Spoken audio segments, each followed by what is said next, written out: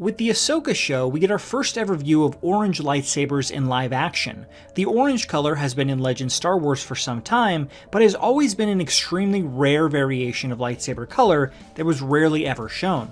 In this video, we'll explore the lore behind orange lightsabers in both the current Disney canon and Legends as well. In Legends, orange lightsabers were most often wielded by Force sensitives who identified as Grey Jedi. Rather than the Knights of the traditional Jedi Order, Grey Jedi had a foot in both sides of the Force and hadn't committed fully to either the light or the dark. As such, their orange lightsaber blades were as rare as the Grey Jedi themselves, representing their middle ground approach to understanding and wielding the Force, existing between the red of the Sith and the yellow often used by the guards and scholars at the Jedi Temple. However, there were also a handful of Jedi who initially had orange lightsabers as well. Jedi Master Plo Koon of the Jedi Council had an orange lightsaber in Legends comics, before transitioning to yellow as seen in various games, and then to blue in Star Wars Episode II Attack of the Clones. Jedi Master Yaddle also wielded an orange blade in Legends, though the new Star Wars canon replaced it with a green blade seen in Tales of the Jedi.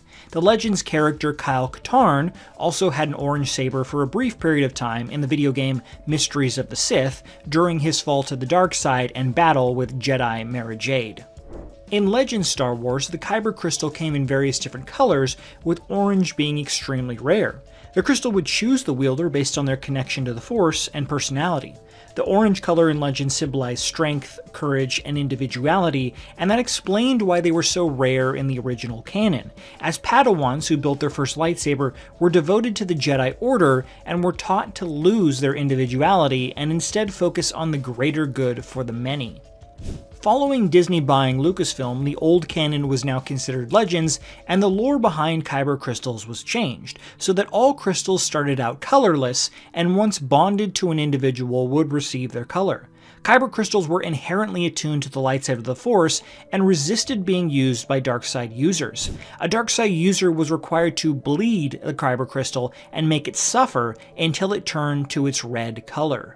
While not stated as fact yet, it's believed that both Baylan and his apprentice Shin attempted to bleed their kyber crystals much in this way. As shown in the show, while they are working with a Dathomir witch to bring back the return of Grand Admiral Thrawn, they are not Sith, and Baylan at least shows some sadness with the Jedi being nearly extinct, and has regret with having to fight and potentially kill Ahsoka Tano. It's clear from Baylan's attitude that he is at the very least conflicted with the teachings of the Sith and the dark side, and this attitude of not fully accepting their teachings led to the bleeding process not fully turning their lightsaber crystal into the red color traditionally seen by those who wield the dark side.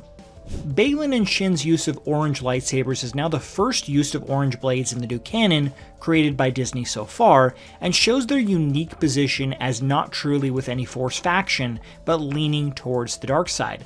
Ahsoka Tano's white blades are a unique counterpoint to their lightsabers, being as someone who left the Jedi Order and is now on her own, but is clearly still a light side Force user. It's interesting to note that Cal Kestis can wield an orange lightsaber in both games Fallen Order and Jedi Survivor, which is considered canon. However, the player's choice of different colors is just for customization, and it's generally considered that Cal Kestis' canon lightsaber color is actually blue. One final example of orange lightsaber crystals in the current Star Wars canon appear in the recent book Master and Apprentice.